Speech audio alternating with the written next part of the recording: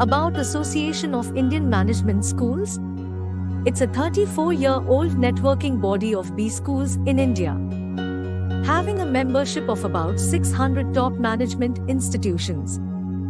AIMS focuses on professionalization of management education, protects interests of B schools, represents management institutions at national and international forums, financially supports members in academic events, funds research projects on management, disseminates management-related knowledge through its annual Management Education Convention, conferences, seminars, roundtables and workshops, organizes free weekly webinars on knowledge sharing and inspiring young leaders sessions for management faculty and students, supports B schools in admissions through Atma, AIMS test for management admissions.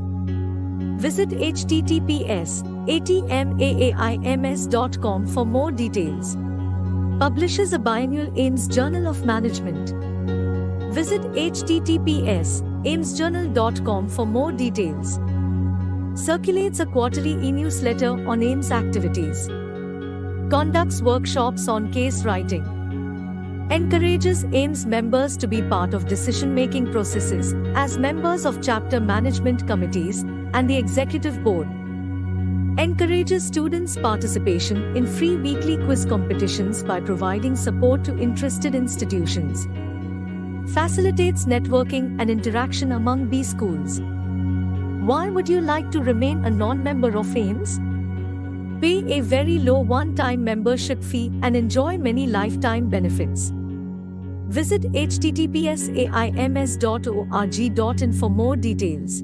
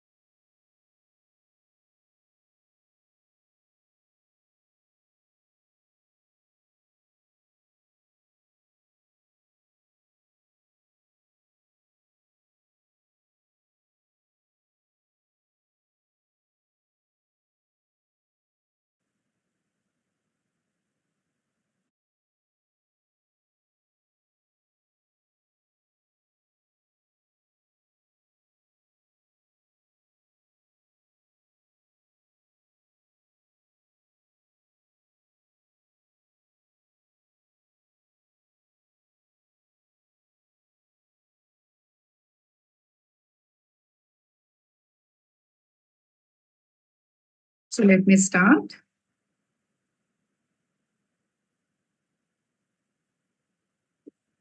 Organizer, we can start recording the session. Yes, madam, please go ahead. Okay. Good evening, everyone. I'm Veena Shenoy, professor here at ISBR Business School. It brings me a great joy to welcome you all for today's AIMS knowledge sharing session on inclusive leadership. We are privileged to have distinguished panel members joined us for this insightful discussion. Allow me to introduce them. We have with us Emiliawati Zainnol, Managing Director, Q3 Management Solution, Malaysia. Suryashweta Chakraborty, Senior Organizational Development Consultant, Oracle. Chella Pandian Pitchai, Global Head, DI and Leadership Development, Biocon, Biologics. Sheryl Stella Barretto, CEO at Freshly Simple, Malaysia. And I'm your moderator for today's session, Veena Shenoy. So, welcome all the panel members. Your expertise and experience are invaluable contribution to our conversation today. Let me set a context for today's session. Inclusive leadership is all about inclusive mindset. Having the ability to lead diverse people while demonstrating respect for persons' unique characteristics without any biasness. Inclusive leader cultivate environment where every individual feels respected, valued, and empowered to contribute their unique perspectives and talents. So let us have some of these statistics. What does research and advisory organizations have projected on inclusive leadership? So Deloitte found that inclusive teams outperform their peers by 80% in team-based assessments. The Society for Human Resource Management, SHRM, reported that 57% of employees think their companies should be doing more to increase diversity. HBR, Harvard Business Review, research indicates that teams with inclusive leaders are 17% more likely to report that they are highly performing. So at the study of Boston Company Group, that is BCG, higher companies with more diverse management teams have 19% higher revenue due to innovation. So according to the research by Glassdoor, 67% of the job seekers consider diversity an important factor while evaluating job offers, and 57% of employees think their companies should be doing more to increase diversity. Our knowledge sharing session conversations are on the context of inclusive leadership, unconscious biasness, and inclusive work environment. And also we will hear some of the best practices of industry and what are the inclusive hiring practices from our industry leaders. So we have our inclusive leaders who are joined us today. So let us hear from Emilia. So diversity in leadership is always challenge. So in your experience, how does having diverse leadership positivity impact the overall inclusiveness of an organization? Thank you for the question. How should I address it? Veena, right? Veena, thank you for the question, Veena. I did not expect I will become the first to be asked question, but I think sometimes you should ask the first to the most noticed, crowd in the whole, in the whole group. Okay. First of all, thank you for inviting me. Yeah. I'm really actually blessed and to see that today we can see that we're quite diverse in terms of actually listen, understanding, and learn from each other when we talk about diversity. Now, at first, people always ask me, what do you understand by diverse? Are your company diverse? And as a person who actually been working in corporate for many years, yeah, diversity is one of the key to ensure the progress of the business. But when I became an entrepreneur myself, when we became an entrepreneur or I myself became an entrepreneur, then I realized that the big corporate setting compared to a smaller SME, the diversity can be, different a bit. Yeah. Nevertheless, does not mean that as a small business owner, whereby we have maybe less than 15 people, we cannot apply diversity in the group. To put that into a very simple context, we will not have inclusiveness if we do not actually apply diversity. Yeah? Because diversity, when we look into the different team members in our organization, different team in terms of age, race, sometimes the risk, maybe a certain organization you can actually put the race, different race and all that. But inclusivity will be more extensive from diversity. We're talking today because when you invited me for this program, and I just realized that in our company in Q3 we had we had quite range of diverse people. We have Chinese, Indian, we have Malays, and we have Sarawakian and Sabahan. I did not realize that. We did not realize that because when we actually bring them to the organization, we thought that we are bringing the talent that can support the company to grow. Talking about diversity really help in up to the certain level. But for me as a Malaysian, because Malaysian is very well known, we're quite diverse. Yeah, we're quite diverse in terms of putting things. So, living togetherness in the country. So I to summarize your question to me, I would say that without diversity is much a challenge for the company to move forward to inclusivity. You diverse first, and you will be inclusive later. So I hope that very short answer will summarize things. Thank you for giving us the context from Malaysia and the togetherness and for the inclusiveness. So let us understand when we address unconscious biasness. That is one of the major challenge for the recruiter and for any of the HR intervention.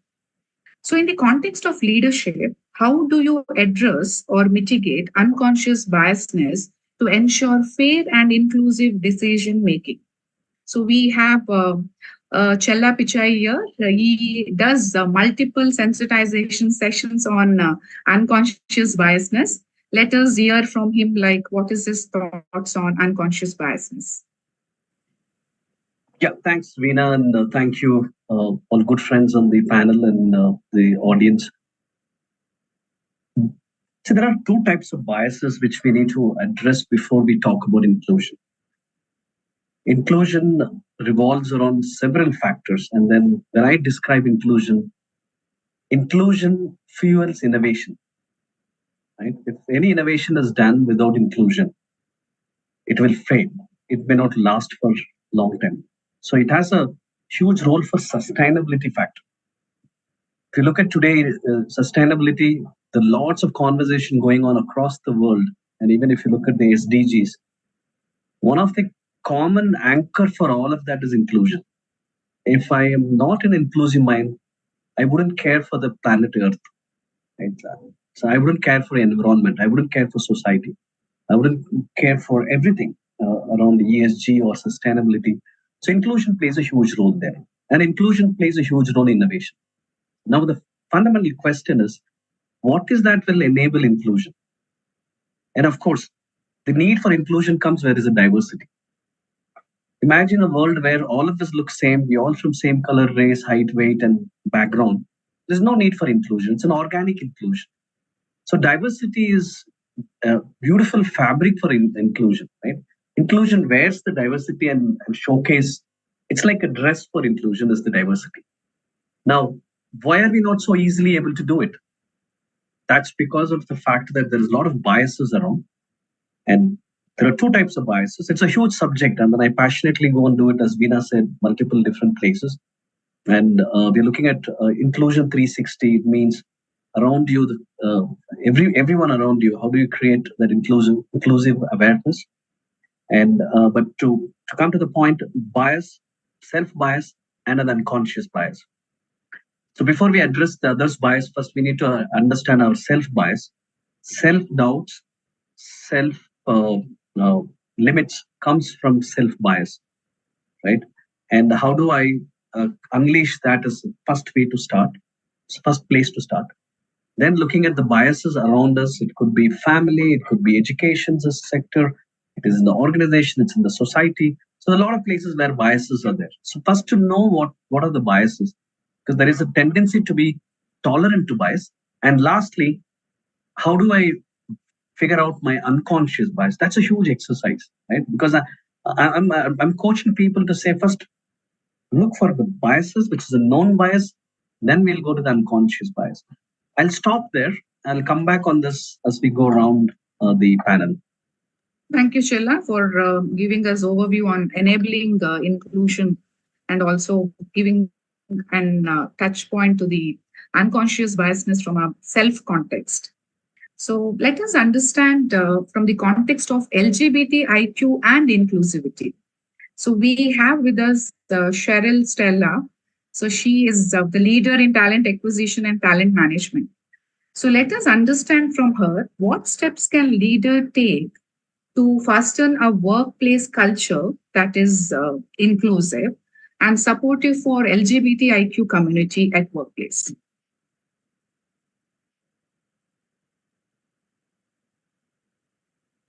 You're on mute, Sheryl. You're on mute. Sheryl. Sorry, that's a very powerful question. And since today is Valentine's Day, first let me take the pleasure of wishing everybody a happy Valentine's Day. Love is in the air. And with love in the air, I would like to say that this is such a very heart-touching subject when you talk about LGBTQI. And when I look at that, I feel that of course, a lot of organizations are doing that. But how can a leader or how can organizations really look at it as not something that is away from the society, not something that is a hindrance to society, but something that is a collective force to society? Because you don't have to check people on the way of whom they decide to love, how they decide to love. You have got to decide on people as to how are they going to be productive within the scheme of an organization. And when you look at them, you have to look at their intelligence level. What can they bring to the table? And that is more important. You don't sort of distinguish them in terms of their gender or in terms of what they love doing and how do they want to present themselves. Because I think at the end of the day, we are all human beings. And psychologically, we are all made different, and that is the fact that we all have to embrace. And the days leaders realize, that this is something that we need to embrace, it's going to become very, very important to understand that all these people form a very large part of the society too. And with them, they get a lot of innovative and different and new ideas, just like people from every other sphere of society. So I think one is very important is organizations need to create those policies, keep those rules in place whereby they can accommodate people of all types of culture. When I say culture, I use LGBTQ as a form of a culture, okay? And the second most important thing is leaders should understand that we are not looking at the label, we're looking at the individual. And so the individual as a person becomes very important to an organization. When I read Google and I go through the various, I have seen organizations contributing to this and also celebrating this. And it becomes very important to understand that we are appreciating an individual and keeping that in mind. I think a leader or organizations, when I talk about leader, it's just not about a leader. It's about the organization together that forms the whole core of understanding how inclusive you can make this part of the society a very prominent part, And so I think, yes, policies in place. I see Marks and Spencer doing a wonderful job. I see Tata's, which is creating policies that if you have a same-sex partner, you can definitely have medical insurance policies for them. You see Infosys and a lot of other companies, Mahindra and Mahindra, drawing out policies. So India is slowly by slowly getting into the space of understanding this community and getting them involved within the organization. Whereas in a lot of European and US-based countries, this was already an accepted fact. And people were already working within the framework. So yes, I think that's my answer. And I hope I've done justice to what I had to say about the community. Because for me, they are all people within our society who have to be appreciated and loved. Thank you, Sheryl, for giving us individual matters and also giving us some of the best practices of the industry when it is aligned to LGBTIQ+. So let us understand some of the insights from industry when it comes to inclusive practices and leadership. So we have with us Suryashweta, joined us from Oracle. So we want to hear from you as a OD consultant, and you worked in interdisciplinary roles of HR. So what is your thought process, and can you talk from the industry specific some of the best practices? Sure. Thank you so much, Veena. And I think, that's a very, very relevant topic. And I'm going to begin from where Sheryl started from. Love is in the air, and I believe diversity is on everybody's mind, and inclusion is on the scorecard. And while inclusion is on the scorecard, it needs to come from the scorecard, from the walls that it is written on in the the walls of the organization, to actually people living it and breathing it every day. Now, what do I mean by that? A lot of great examples, Emilia, Sheryl, and Chella. I think they brought from the macro perspective. I'm going to go a little bit of micro in it and talk about how inclusive leadership shows up and what does it even mean in everybody's day-to-day work. How are the managers leading it? Because it is something that the managers, the leaders, the employees need to live it, and it needs to show up in their everyday work. Let me tell you a story. Now, this is from my personal experience. So it goes way back in early 2000 when I was an intern. I was a young intern, and I was working with this organization where young girl with a female boss, and I would accompany my boss for all of the meetings to take the notes. I was very happy to do that and excited to do that as well. So before every meeting, my boss ensured that she tells me to go and do a little bit of touch up. Now, do a little bit of touch up once, twice, thrice before every meeting. Now I'm getting to starting to get a little conscious that what does it even mean? And let me tell you, I'm talking about a time where people, especially all women, would prefer to have straight hair, poker straight hair, and she herself had poker straight hair. And I'm coming to my hair condition. I had wavy hair at that point of time, which I still have, but in a much better form than what I had at that point of time. But what it did at that point of time is very interesting. It did shake me up a little bit, because every time before the meeting, somebody coming and telling me that, I need a little bit of touch up, I would actually, from the next time, I would go and run to the washroom to check whether am I looking presentable enough? Do I need a touch up? Do I need to do something? Because every time I would get that comment, a little by little, I was losing my confidence. So there was this little devil sitting on my neck and my shoulder and was telling me that, hey, you are not ready for that meeting. That's what that incident did to me. Now, fast forward a couple of years now, and this has got nothing to do with my looks, by the way, because I wish it was more about my skills and competencies then, which it was not. Now, fast forward a couple of years now, I have a manager. This particular manager, she. In fact, I won something as an industry recognition. And when I won that, I was in the transition mode from one organization to another. And obviously, when I did my submission for that industry recognition, I had to give it from my previous organization. So what happens is when you are in the new organization, because the entry and the write-up that you have given is from the previous one, it is very less likely that you would get recognition for that in the new organization, because they haven't really seen your caliber, you haven't really proved yourself in the new organization. But what happens here is very interesting, and the manager ensures that it is spoken in the larger forum within the organization as well, because it was an industry recognition that I had received. Now, let me break that up a little bit. What's happening here in both the situation is that how the leaders are showing up in their ways of including or making the employees feel included in the organization. So inclusive leadership, in my mind, is about creating that bridge to psychological safety. Do I feel psychologically safe in the company of the people that I am in?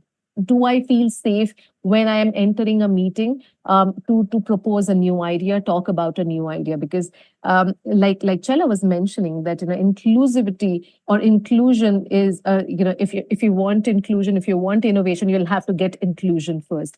So if I have to break that up, inclusive leadership is also about the state of the mind and how the leaders are ensuring that they are creating that space and the climate in the organization where employees feel okay to agree to disagree, to bring up their points, to share their thoughts, to speak up their mind.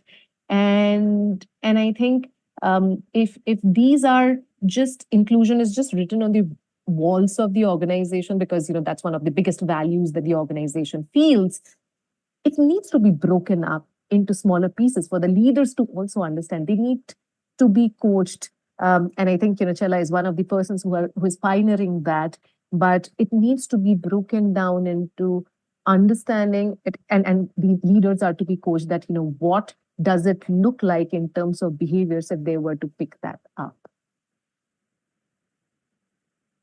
So I think these are some of the ways, by breaking it up, by bringing in coaching, by ensuring that the leaders are looking at it differently, they are living it, and they are also cascading those positive behaviors in the teams. And those are some of the ways that we are trying to look at inclusive leadership in the organization. Thank you, Surya, for highlighting on the psychological safety. And also it is all about state of mind. Thank you. So let us proceed with the other questions. So can you share some of the examples of how your leadership behavior positively influenced the inclusive culture of your team and organization? So let us hear from Elimia. Yes. Okay, me, right? Okay. Sorry, the line was dropped. Okay, thank you for the questions again. How actually it looks like, so from my angle, I think as a leader, personally, I feel we carry a very, very big responsibility. I still remember, I think about maybe more than 10 years ago, when the first time I was we call it promoted to the position. So the story is, back then I used to work with a property company in Malaysia, and back then in property company, most of the leaders will be male dominated. It's very hard for a woman like me to we can work in property industry, but to lead, to become a leader in property industry, is quite a challenge, because back then property will come with a construction arm. So to manage the construction arm is not that easy, and most of the time the guys will get the opportunity to lead the business. But when the first time I was promoted to hold quite extensive as a director of the business, I received this one note. I still remember until today. I received this one WhatsApp note. The photo, the poster actually gave to me this quote: "With great power come with great responsibility." Yeah. I'm not a fan of these Spider-Man, but it seems like that resonated with me for many, many years. Now, yes, it's easy to say that I'm leading the business. I actually can decide everything that you want to be in the organization, but it's not as simple as it seems. As much we can actually set, we can say that we would like to, we would like to actually embark to this, to this or to that. At the end of the day, a good leader, we still need to have a supportive follower. If not, we just can't have the leader on top of our name, but there was no one going to follow us. So number one, to be a good leader, to be inclusive leader, we must actually commit and have courage to decide or to make decisions that might be different when we actually talk in the industry. Walk the talk. And most of the time, I think the challenges that we see, the leaders say, I can actually, if I can put it, for example, like ESG, most leaders say, okay, let's go for ESG. But at the end of the day, the leaders are the one who actually asked to print out the notes for them. Yes, yeah, they were asked actually to print out the notes for them. So to have this commitment, the leader need to actually look into that. Okay, we are actually moving towards it. And one of the things that I can actually share, to be the good leader that shows commitment. Number one, anything that we would like to have in our organization must come with framework, must come with plan. We cannot be a leader just follow what the industry will come to us, right? We go for DI, we go for ESG, everything will come top of the pipeline that we want to be a leader. But as a leader, we must commit. Commit will come with all these priorities that we want to be in our organization. Yeah. Once we actually set the priority, then we have to look into how we're going to embrace this. How far is that? I think the question just now to Chella is about unconscious bias, and this is things that very rare or is very in the gray area because people do not know how can I be it can be such of bias towards one. And I can see here sometimes I can give for example like sexual harassment. This is based on my personal experience.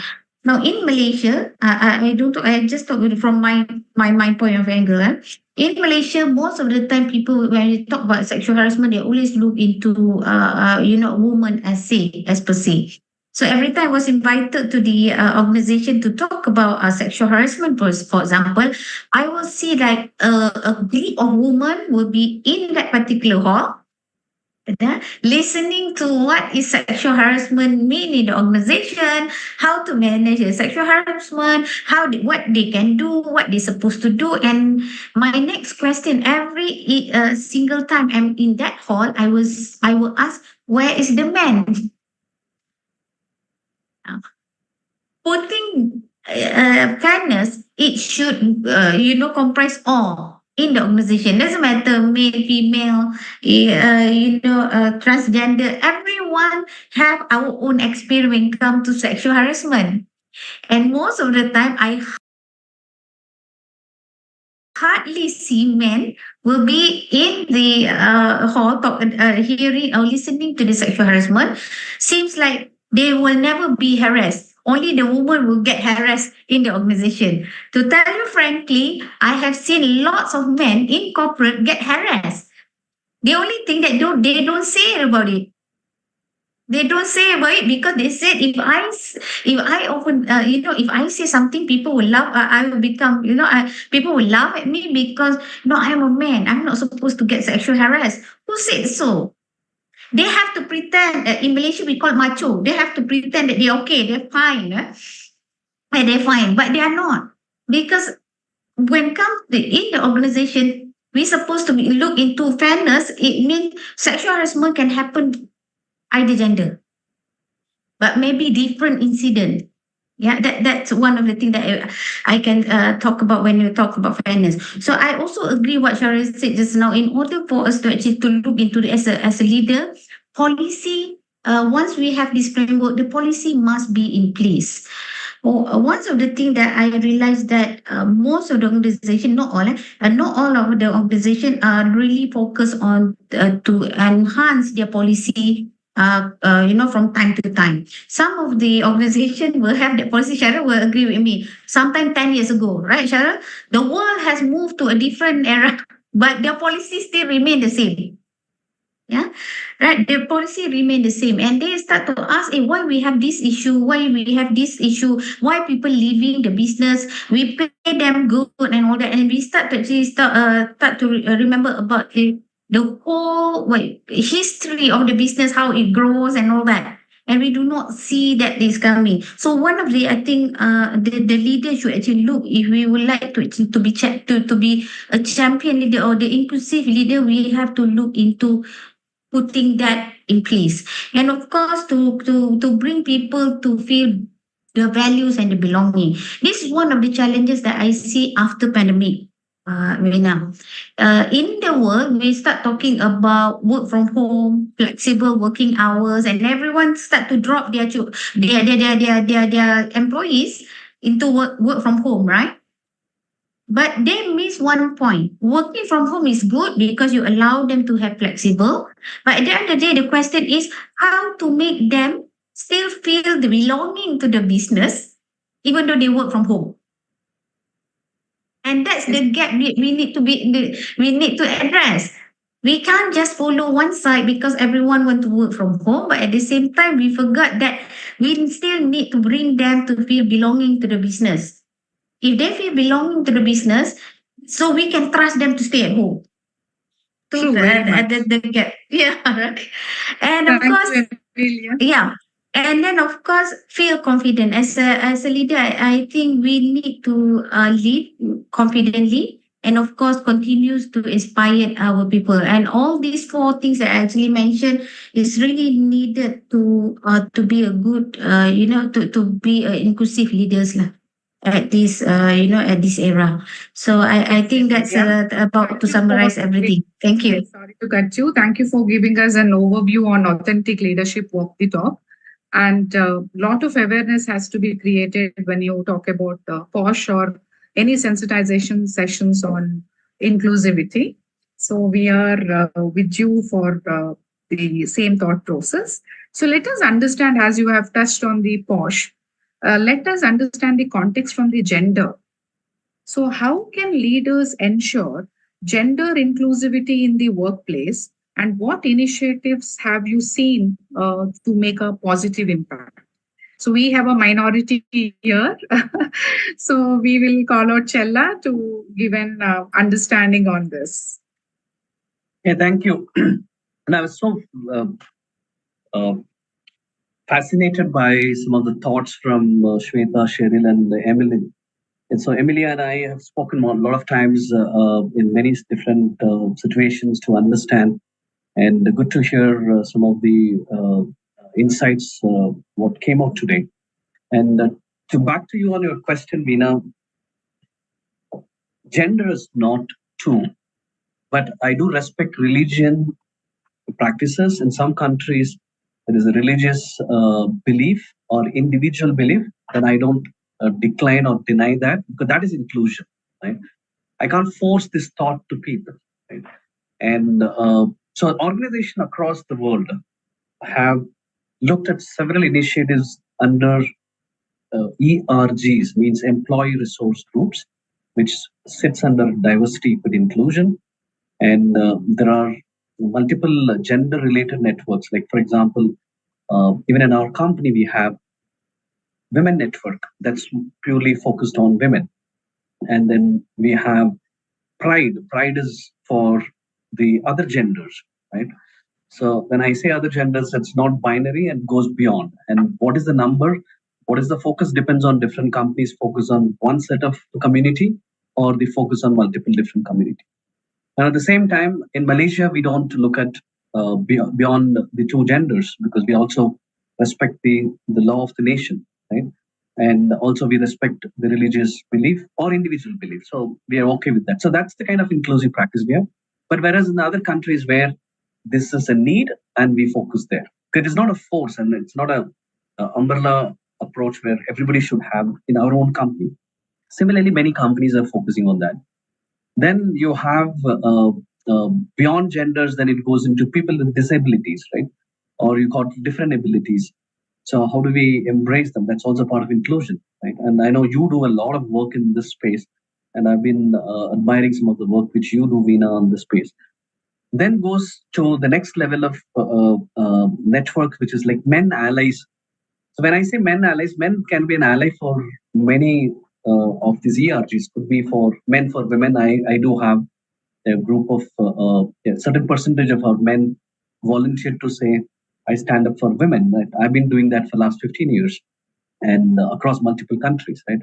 And I've done phenomenal work on women for women in Malaysia as well, when I was part of Malaysia Life for about 5-6 years, and it goes into other countries as well. And today, I'm the head of Women Network in my company, and that says it all, right? So a man is head of Women Network. So somewhere the gender identity will go away at some point in time. But I'll finish my question and I'll close it with that. So the other thought is PWD we've covered, and then there are multiple ERGs. We also have communities for women in terms of, to be moms or the new moms. So we put all of them together. And what happens is one goes through the pregnancy period and post-pregnancy delivery time. They all come together and then they feel very connected, that I'm not alone. And, when you are connecting with somebody who's also the same time of the delivery period, you have a lot to share, right? So these are some of the network which helps. And so gender inclusive is very important, right? And generation inclusive is even more important. I don't want to miss pointing that we have Gen X, Gen Y, Gen Z, and Alpha generation is going to come. And we also have boomers, right? So this is one era where in organization you have people with all this 4 generation working. Boomers are there, they're about to go, or they are in some countries the retirement age is different. In India, it's 58, Malaysia 60, Singapore is 62, Australia is. So each country has different its retirement age. So in some countries, you see people, boomers are there, Gen X is there, Gen Y is there, Gen Z is there, and then Alpha will come and join in 5 to 8 years or 10 years. So this 4 generation working is an amazing inclusion. We can't ignore the fact that that also matters. And within that generation, we need to go, subsect of that is the gender, right? So am I understanding, say, for example, women leaders I work with? So do I understand women leaders of Gen X, Gen Y? And I can't use the same formula, right? Then I have to go to Gen Z women and see. Similarly, it applies for all genders, right? So in summary, I think inclusion goes beyond genders, but gender is an important aspect. And we can't just stick to 2 genders unless there is a law or there is a religious belief. And otherwise, we need to embrace all genders and take them along. There is an amazing opportunity to go together. And my aspiration is, at some point in time, gender should not matter. Right? Doesn't matter there is one woman in a meeting room or one man in the meeting room, or it is equally balanced. We'll go beyond all of that to say by name, right? By talent, by skill, by knowledge. But to go there, we need to put conscious effort to get there. Otherwise, it'll always be like, one gender dominated. And we can't forget the fact, like in India, it's the same. It's in same Malaysia, but there is a different percentage. It's the same in other countries. And so there is a need for conscious efforts to bring a balance. And once we are comfortable, then we should say, okay, your name matters, your first name matters, and that's all. And then your background matters. Doesn't matter with gender, because gender is not a need for anybody to get to know each other or to work with each other, right? So that's where the aspirations are. And I just wanted to add on to Emilia's point, just a shift from your question, Veena. Emilia, what happens in India? There is a research, right? You touched upon a very sensitive point, and I'm also a POSH coach, prevention of sexual harassment coach. I do a lot of work on that area. And in India, it's said that out of 2 women, about 1 after 2 women are sexually harassed some point in their life. But the reported, this is a research report, okay? It's not my analysis. The research says that out of which less than 20% only reports, right? So it means there is a huge problem in terms of people not reporting. And coming back to your question, out of 4 men, 1 woman, out of 4 men, 1 man gets into sexual harassment, but nobody comes. Not even 2% comes and reports. So somewhere, men have this unconscious bias. I'm connecting back to the inclusion part. There is a bias saying that men can't cry or men don't cry, and men don't report these things because men feel weak when they report vulnerably that I've been sexually harassed. And I started going openly and started talking about it, saying that you should not shy away from reporting, and it can happen to any gender. So back to you, Veena. Thank you, Chella, for giving us comprehensive thought on gender inclusivity. So to add on, inclusion is a journey. So we have seen pink to rainbow to purple. Pink is all about women in leadership role, and from women in leadership role to LGBTIQ representation at leadership. And now we are seeing future is purple, that is people with disabilities. So there we are. So inclusion is a journey. So to setting a context from here, as we discussed on gender inclusivity, let us understand inclusive workplace culture, because everything with practice and environment, we can create that. So how do you build and maintain an inclusive culture that embraces diversity and encourages sense of belongingness for all the employees? We have inclusion leader here. Sheryl, over to you. Thank you, Veena. I think that, again, is a very interesting question. I think for any basis of, when you talk about an inclusive workplace culture, it automatically already embraces diversity.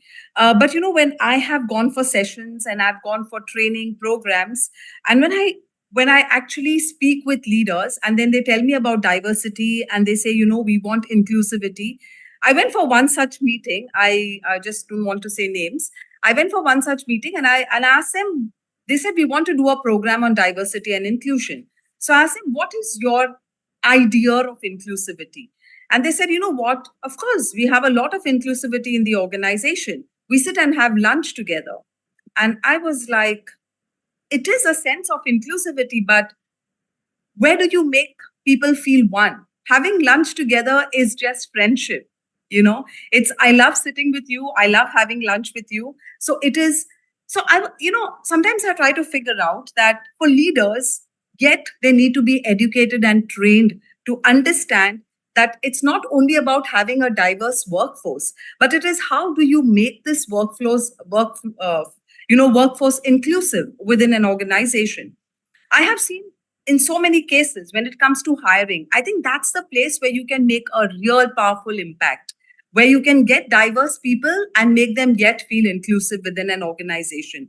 But we have been into streams of doing recruitment and we have companies telling us, no, we want this type of people. We want this culture in the organization. Now, when leaders sitting right there on the top, management, put down these thought processes saying that this is what we want, where is the whole process of diversity and inclusion coming in? And when I talk about local companies, okay, because now I work here as a local, almost like a local. When I talk about local companies, how will you get innovation, ideas, and how will you get a change if you do not include people from all caste, religion, and culture? Because that is what creates a sense of belongingness when you know that you are together. Sometimes I go to a training class where I'm teaching diversity and inclusion, and I just see two people from a different culture, and the rest is filled with totally one type of a culture, right? So that really saddens me at times because we have leaders talking at one side saying that this is what they want, but the policies are there in place. The policies say yes, it's just a tick box. And that is what is really very bad, because in Malaysia, I think Amelia will know, Busa Malaysia has actually said that diversity and inclusion and ESG are going to be two strong pillars for Malaysia. Okay. Now, when I come back to this whole process, I feel most of the organizations are just ticking a box. We've done diversity, inclusion, and equity. We have filled up a sense of responsibility towards the organization. Are you really? It's a question we leaders need to ask ourselves, because I think it's not just about leaders. Let's talk about people down the line. When I go for training also, I see people sitting in their culture, cluster culture, and they do not want to mix up with the others. And I think that starts right from home. Your parents telling you, oh, don't share your tiffin with this person. Don't mix around much with this community. No, I think that's the time you've got to evolve. And parents themselves are leaders at home. So I think it's very important to inculcate this right from day one, to make people understand that it is a culture amalgamation. And diversity and inclusion is not possible if we are not going to have an awareness and understanding of getting people from different backgrounds, different ways of thinking, and then making it inclusive, right? So you've got to have programs. You've got to have things like cultural programs whereby I would like a Malay people doing a Chinese lion dance. That's what I call is a mixed culture, That's what I call innovation, getting people to do different things, because that's where you're bringing inclusivity, where I love Malaysia for one thing is that we celebrate every festival with great pomp and with great lighting and with great energy and enthusiasm. And that is what makes me feel inclusive here, even after not being a Malaysian. And I think it should not only stream down here in festivities, but it should stream down within the organization. How can you really bring people together? And I think that for me becomes a very important perspective. Thank you, Sheryl, for giving us overview on culture amalgamation and how our value system enhances this. So right from the child age, in the preliminary education, we have to put this as mainstream, and the awareness and the education should drive this further. Thank you. So as you have set a context for inclusive culture, so for inclusive environment, we talk about employee resource groups. So let us understand from Suryashweta, how have employee resource groups or similar initiatives in the industry are creating more inclusive environment for the underrepresented groups. Great thought, Veena. And before coming to that, I just want to kind of address something on bringing in the hiring aspect that Sheryl was also talking about. And I think, Sheryl, Emilia, some great examples from Malaysia that you have brought in and different perspectives. And that's what is at the heart of diversity and inclusion of having such a conversation, I believe. Now, diversity, as I was talking about, it's a very, very mathematical thing. It's easy. I mean, you get to the numbers, you look at the numbers, look at the gender, and then you get more as you get to understand more about the numbers, you go ahead and start recruiting people, and hiring is the most natural thing to go ahead and get more diverse people into the organization to bring in that diverse culture. Now, having said this, as I was telling you, inclusion is more of a state of the mind, and it's a value that everybody needs to bring in. Hiring is a lot like you have gotten the people in, you have scratched the surface. Now what? Now you have to build that inclusion in the organization, and to build that inclusion, it is not just leaving the hands of the employees there, and that's where we come in to help them and bring inclusivity in onboarding, in development of those employees, in giving them opportunities, because bringing in just step 1 to it or step 0 to it. After that, how are you bringing in the culture of inclusion every day for them? Do you give them the opportunities to develop themselves in the organization? Are there enough stretch opportunities that you can provide to the employees, that using which the employees can grow and feel that, yes, there is a sense of belonging in the organization, and I'm not the only one who is left out, but I have the similar opportunities, I have the similar ways to grow in the organization, just like as my other colleagues have.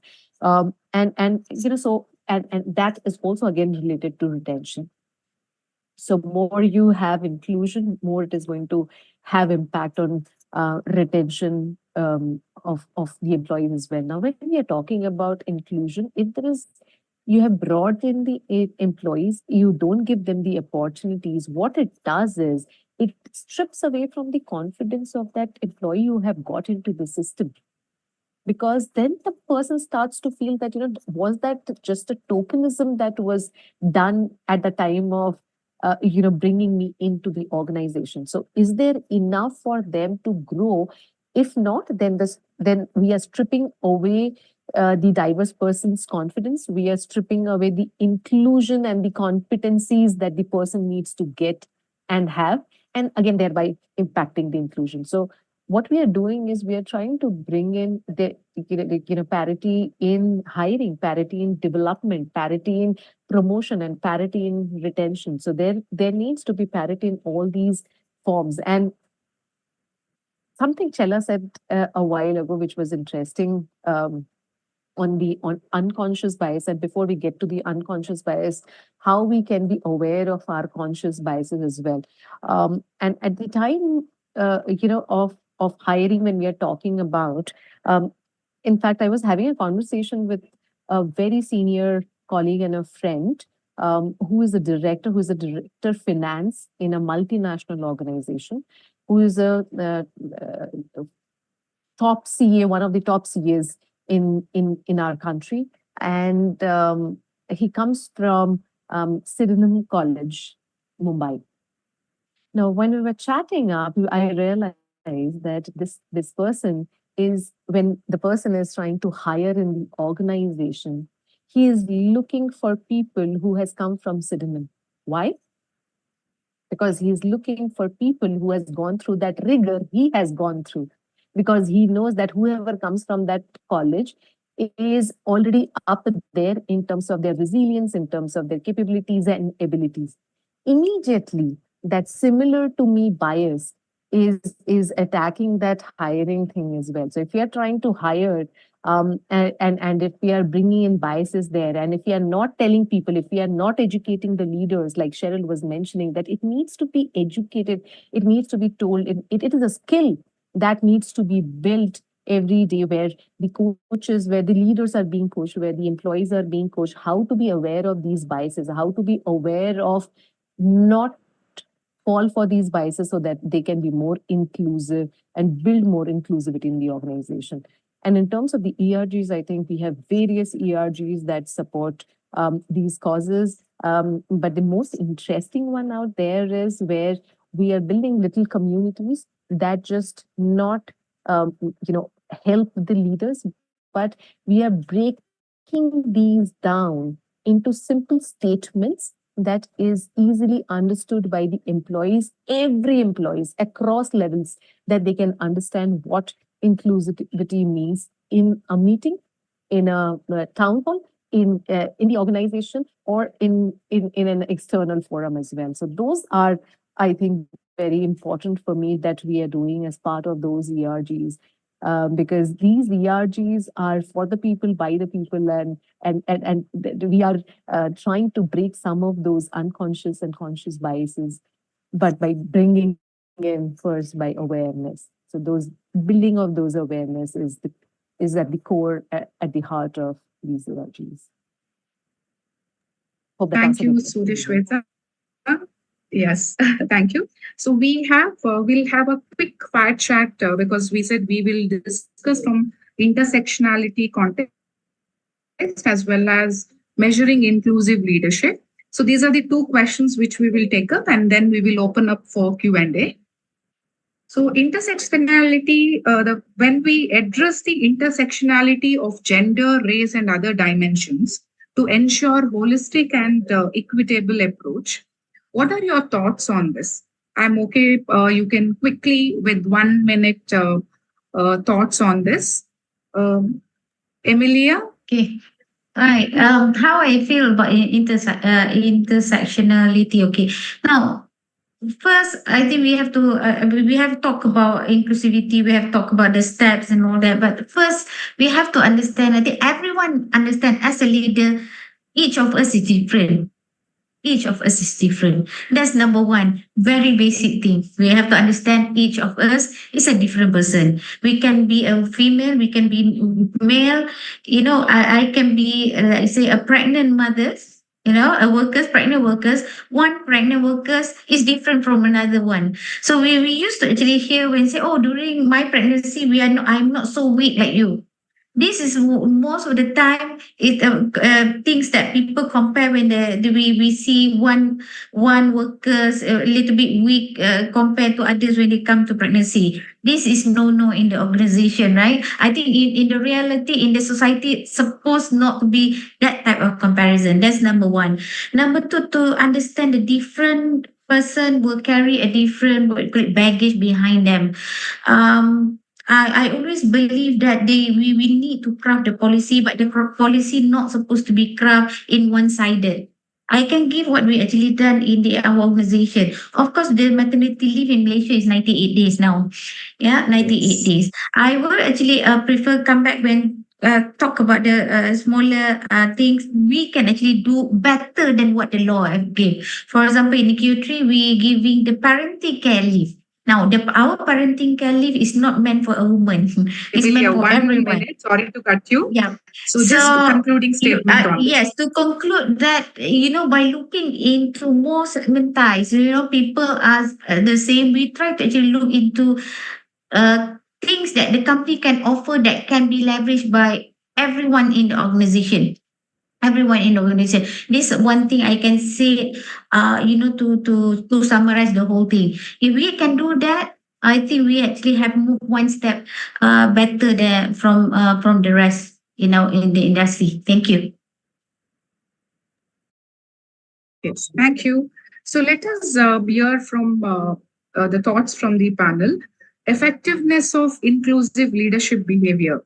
So what are your thoughts on how we can measure the effectiveness of inclusive leadership behavior? I think I'll start. Yes. Effectiveness is intent to impact. I'm done. That's all. Thank you. Impact is the outcome. Intent is yes. My desire to that.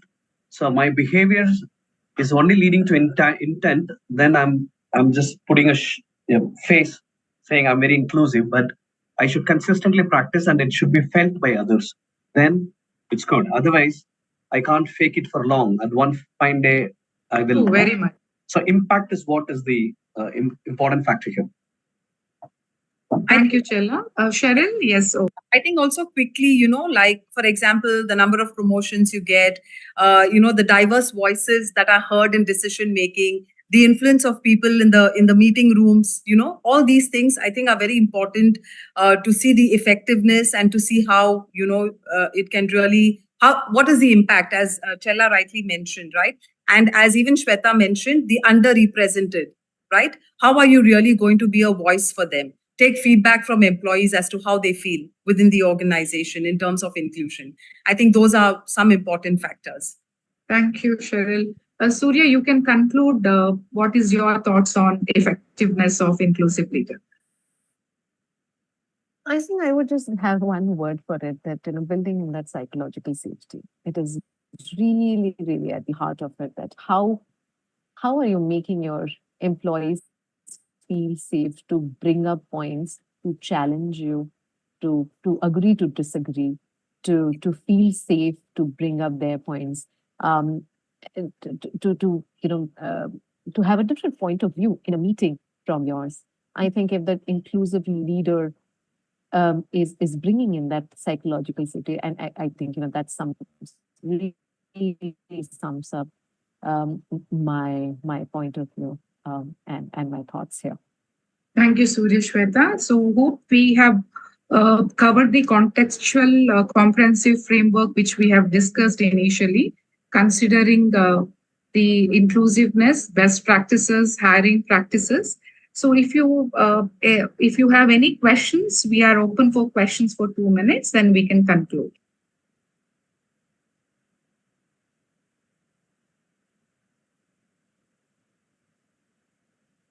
Very participative audience here. What are your views on purple hiring people with disabilities?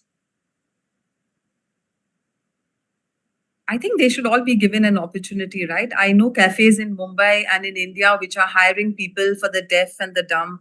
I see that we have in Malaysia dining in the dark, where you have blind people actually even cooking food for you and, setting out menus. So I think in a way, why should they be differentiated, right? I think they should be given an opportunity. And I think every organization should have some policies in place to see that they are not left out behind. Yeah, we have, and we do some work on that, and we're going to continue to focus on that. Right. Dr. Sindhu has mentioned whether any comments on neurodiversity. So to give our views on this, SAP, they have around 4% of their recruitment from the neurodiverse the community. And they're celebrating 10 years of purple hiring. Similar way, we have Emphasis from 2009. They have 1% of their segment for purple hiring, that is people with disability hiring.